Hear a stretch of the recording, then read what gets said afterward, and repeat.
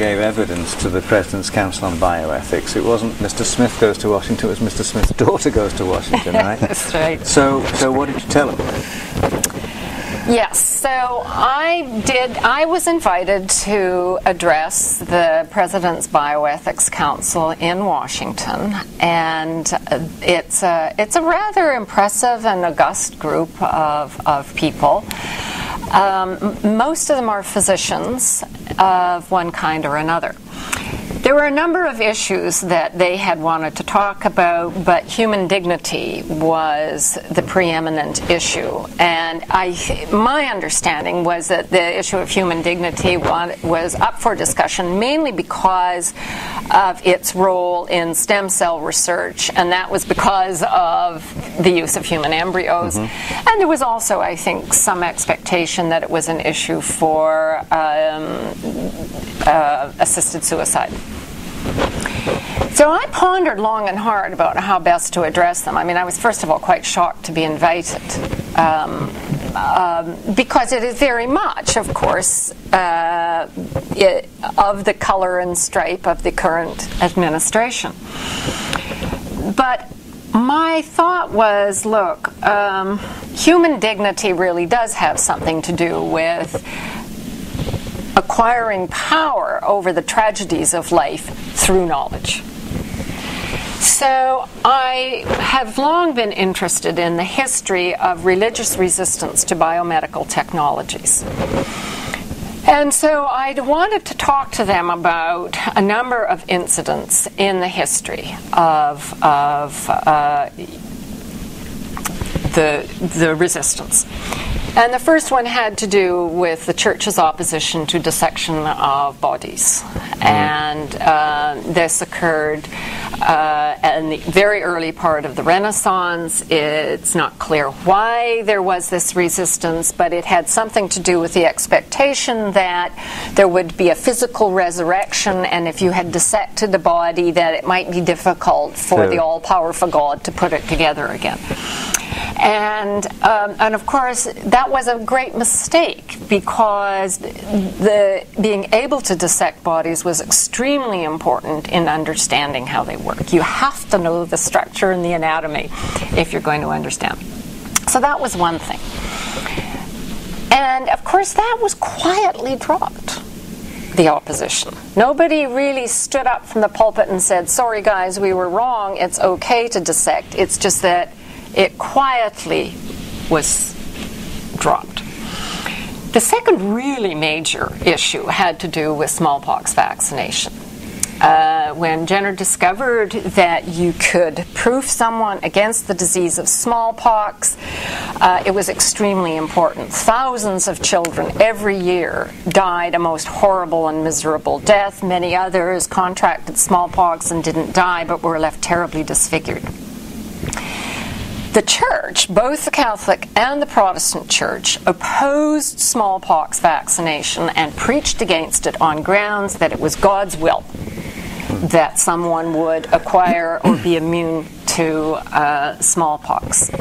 Now, the interesting thing was that the Church, again, ultimately changed its position, but not because they sort of stood up and said, my God, this was a terrible mistake, we were wrong, but because people essentially voted with their feet. They said, we want this. The benefits were so clear, so overwhelming, so obvious, that the opposition by the Church essentially withered away. Children's deaths from smallpox fell. I think I got the statistic from you, Pat.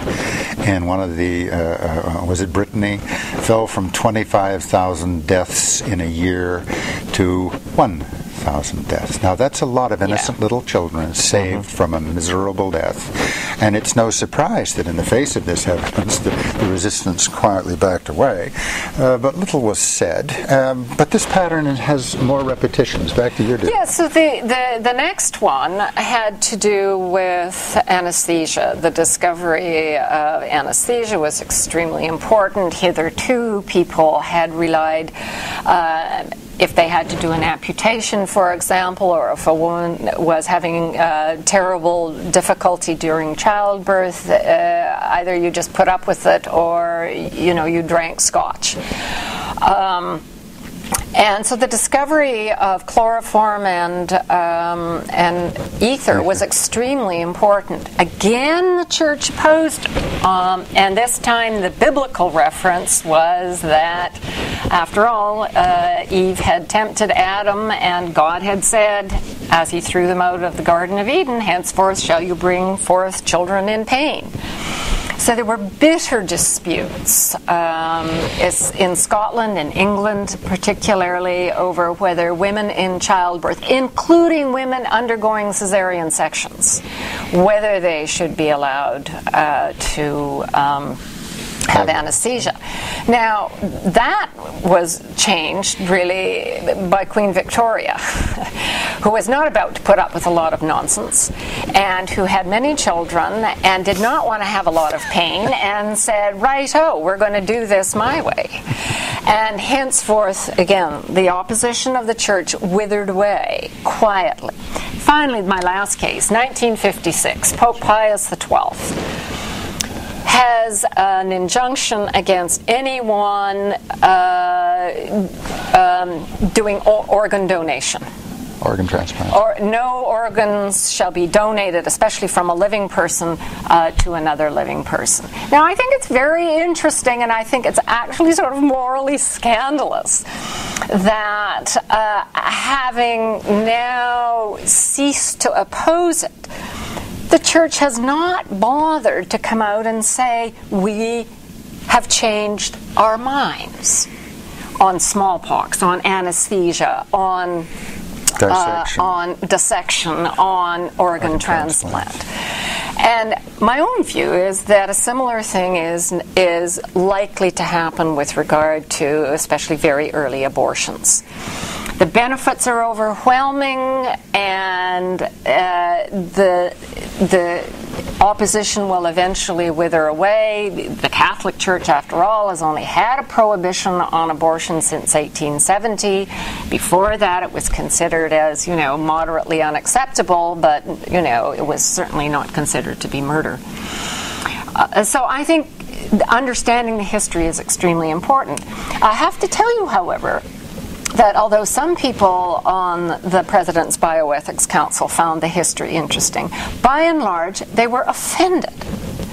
And they found my presentation of the data. And, this is just the history. I didn't make it up. They found it to be something that made them extremely uncomfortable. And I was very disappointed. But others on the council, I think, at least 3 or 4 out of 17, took it very seriously. So you said at one point, I've heard you say that you're on the issue of belief, for example. All right, that you're happy to entertain other people having other beliefs as long as they don't impose them on you, but you can understand that that these other belief systems do exist. Yes, of course. And I think where there are religious belief systems where there's a sort of metaphysical part and a moral part. The metaphysical part usually consists in the belief in a particular sort of being of one kind or another, and that all, in a way, is independent of the effect on me. Where the problem arises in a large social group is where you go from the metaphysical part to the moral part, where someone thinks that because they have the metaphysical part, it gives them special insight into the deep moral truths, where then they want to impose those moral truths on everybody, so that, I have to dress in a certain way, I have to have my feet bound, or I have to wear a bag over my head, or I have to have such and so many babies, or I can't have any babies, or blah and blah and blah, where all of a sudden my life is being affected by someone's metaphysical beliefs. And I think one of the great things about the American Constitution is that although many of the founding fathers had a religious belief or one kind of